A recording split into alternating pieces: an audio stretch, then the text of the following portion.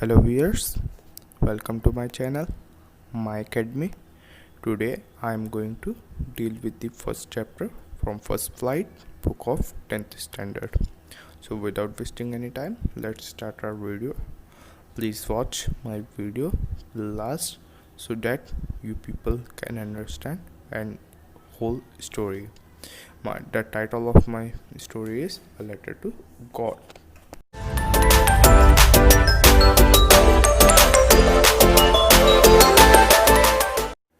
The house, the only one in the entire valley, set on the crest of a low hill.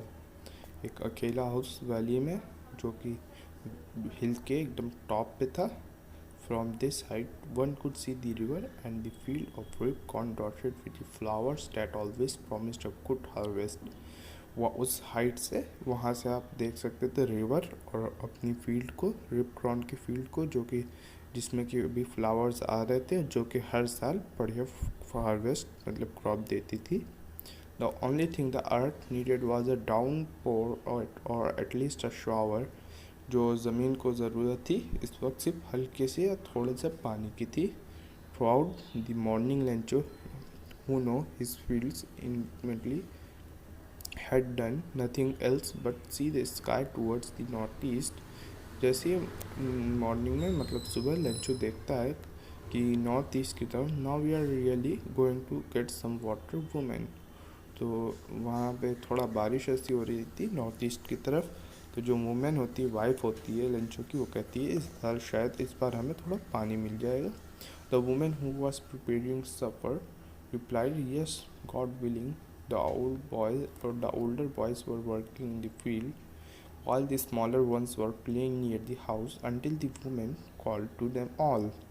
वो औरत जो होती है इस बार गॉड कहती है कि इस बार गॉड हमें ज़रूर पानी देंगे. वो और खाना बना रही होती है वो, और सबको मतलब बुलाती है जो उसके बच्चे होते हैं जो कि और उसकी फील्ड पे काम कर रहे होते हैं. बड़े लड़के फील्ड पे काम कर रहे होते हैं, छोटे वाले खेल रहे होते हैं. Come for dinner. It was during the meal that, just as Lenko had predicted, big drops of rain began to fall. जैसे लेंचो ने सोचा था कि बारिश होगी वो ऐसे ही हुआ. बड़ी बड़ी ड्रॉप्स जो रेन की थी वो गिरना शुरू हो गई. North east huge mountains of clouds could seen approaching. The air was fresh and sweet. वहाँ से लग रहा था कि जो एयर है मतलब माउंटेन्स के सब देख के काफ़ी फ्रेश और अच्छी है. The man went out for no other reason than to have the pleasure of feeling rain on his body. जितने भी लोग थे वो सब बाहर निकल आए और अपनी बॉडी पे रेन की बूंदें महसूस करने के लिए और उसके मज़े लेने के लिए. And when he return he explain, जब वो वापस आते हैं तो क्या देखते हैं, these are not rain drops falling from the sky, they are new corns. The big drops and 10 cent pieces and little ones are 5. तो वो सोचते हैं जो वो ड्रॉप्स गिर रही हैं वो ना कि ड्रॉप्स हैं, वो एक न्यू कॉइन्स की तरह हैं. जो बड़ी ड्रॉप्स हैं वो 10 सेंट की हैं. सेंट एक यहाँ पे करेंसी टाइप में, cent pieces, and the little ones are 5s. With a satisfied expression, he regarded the field of ripe corn with its flour, or wrapped, covered in a curtain of rain. और जहाँ उसकी field थी वहाँ पूरे बादल छा गए और बारिश होने लग गई. But suddenly a strong wind began to blow, and amongst with the rain very large hailstorm began to fall. This truly did resemble new silver coins. The boys exposing themselves to the rain out to collect the frozen pearls. वहाँ पे क्या देखते हैं, बारिश बहुत तेज़ होने लग गई बाद में और हेल स्ट्रॉम आने लग गया, मतलब ओले गिरने लग गए और like a new silver coins. It's really getting bad now, explain the man. I hope it passes quickly. It did not pass quickly. For an hour the hail rained on the house, the garden, the hillside, the cornfield, on the whole valley. The field was white as if covered with salt. तो वो क्या देखता है कि जो hello storm था वो वहाँ से हटा ही नहीं. बारिश लगातार 1 घंटे या उससे ज़्यादा होती रही वहीं पे वैली में. और जब बारिश चली गई मतलब तूफ़ान चला गया तो क्या देखता है, जो कॉर्न फील्ड थी वो उसकी पूरी एज वाइट हो गई थी, ख़त्म हो गया था सब. और ये लग रहा था नमक है, पूरा ख़त्म हो गया, with not a leaf remained on the, एक भी पत्ती भी नहीं बची। The corn was totally destroyed. The flowers were gone from the plants. Lencho's soul was filled with sadness. When the storm had passed, he stood in the middle of the field and said to his son, "A plague of locusts would have more left than this."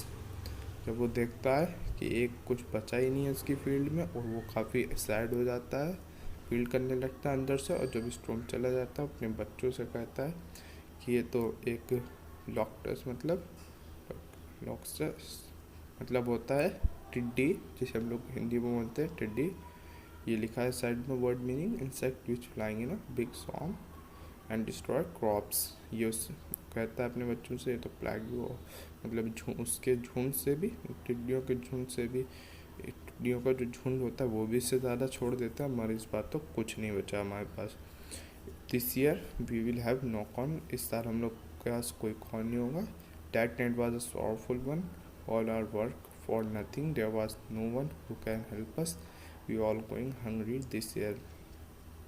ये रात उनके लिए बहुत ख़राब रही है, और वो सोचता है इस बार हमारी कोई हेल्प नहीं करेगा, और इस साल हम भूखे जाएंगे। But in the hearts of all who lived in their solitary house in the middle of the valley, there was a single hope of help from God. बस उनके दिलों में एक ही चीज़ जिंदा थी कि अब जो हम लोगों की हेल्प कर सकते हैं वो सिर्फ गॉड है। Don't be so upset, even though this seems like a total loss. Remember, no one dies of hunger. उसने कहा कोई अपसेट ना हो, इस बार कोई भूखा नहीं मरेगा. That's why they say no one dies of hunger. All through the night, Lencho thought only of his one hope, the help of God, whose eyes, as he had been instructed, see everything, even what is deep in one consciousness. तो वो पूरी रात यही सोचता रहा, अब उसकी जो हेल्प है वो सिर्फ उसकी गॉड कर सकते हैं और कोई नहीं। Lencho was an ox of a man working like an animal in the field. वो कहता है मैं जानवरों की तरह फील्ड पे काम करता हूँ, but still he know how to write. The following Sunday, वो संडे वाले दिन, at daybreak he begin write a letter which he himself would carry to town and place in the mail. It was nothing less than a letter to God. God, he wrote, if you don't help me, उसने God को लिखा, अगर आपने मेरी help नहीं करी, my family and I will go hungry this year. I need 100 pesos in order to sow my fields again and to live until the crops come, because the hailstorm.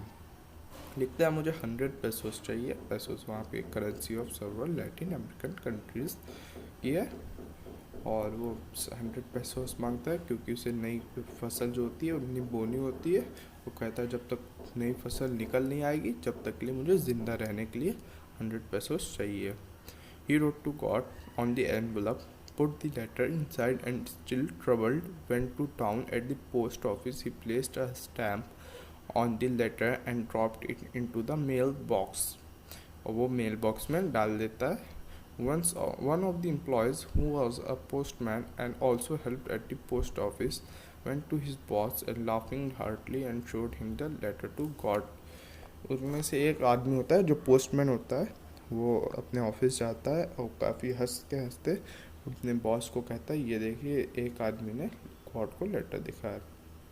Never in his career as a postman he known that address. उसने कहा मैंने अपने career में ऐसा address नहीं देखा कभी। The post master a fat and well fellow, जो पोस्ट मास्टर था वो काफ़ी मोटा और अच्छा मतलब इंसान था। ऑल्सो ब्रोक आउट लाफिंग, उसके भी मुँह से हंसी छूट गई, मगर but almost immediately he turn serious and tapping the later on the desk.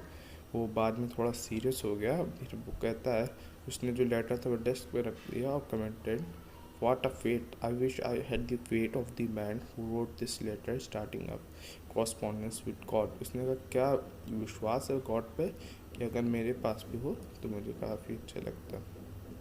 So in order not to shake the writer's faith in God, उसने कहा गॉड की जो मतलब फेट है उसकी वो ना डगमगाए, तो इसे the postmaster came up with an idea, answer the letter when he opened it, it was evident that to answer it he needed something more than goodwill ink and paper, वो ink और paper लिखता है, but he stuck to his resolution.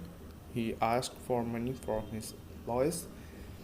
He himself gave a part of his salary, and several friends of his were obliged to give something for an act of charity. जो उसके employees थे, काम करते थे, वो उन लोगों ने वहाँ पे चैरिटी एक तरीके से जमा करी. और जो बॉस मैन था, मास्टर, उसने भी अपने पास सैलरी दी, एक सैलरी का थोड़ा सा टुकड़ा दिया और काफ़ी उसे एक्ट ऑफ चैरिटी के तरीके. It was impossible for to gather together the 100 pesos, so he was able to send the farmer only little more than half. He put the money in an envelope addressed to Lencho and read it a letter containing only a single word as a signature of God. वो उसके लिए इतना काफ़ी मुश्किल था 100 pesos जमा करना, but उसने 70 पैसों, मतलब उससे थोड़ा सा ज़्यादा, हाफ, मोर देन हाफ, मतलब 70 पैसों कलेक्ट कर लिए और उसके लंचों के एनवेलप पे उसका एड्रेस लिख दिया और गॉड का सिग्नेचर कर दिया. The following Sunday Lencho came a bit earlier and then usual asked if there was a letter for him. It was the postman himself who handed the letter to him. While he counted the money, God could not have made a mistake. Could he have denied Lencho what he had requested? Immediately, Lencho went up to the window to ask for a paper and ink. On the public writing table, he started to write with much wrinkling of his brows caused by the effort he had to make to express his ideas. When he finished, he went to the window to buy a stamp, which he licked and then affixed to. Lanco कहता है कि God से कभी mistake नहीं हो सकती, और क्या नाम है, जो उसने पैसे कम आए हैं वो नहीं हो सकता. तो वो एक इंक और पेपर लेता है, फिर एक मतलब लेटर लिखना शुरू कर देता है. The envelope with a blow of his fist. The moment the letter fell into the mailbox, the postmaster went to open it. It said, God of money that I asked for only 70 pesos.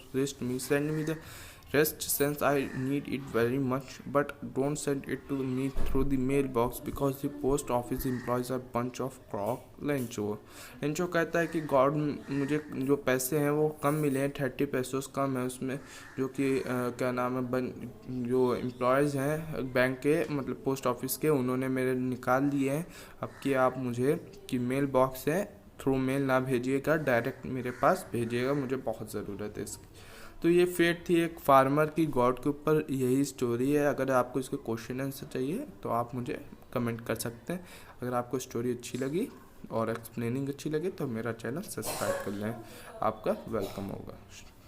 शुक्रिया. चलिए video यहीं ख़त्म करते हैं. Thanks.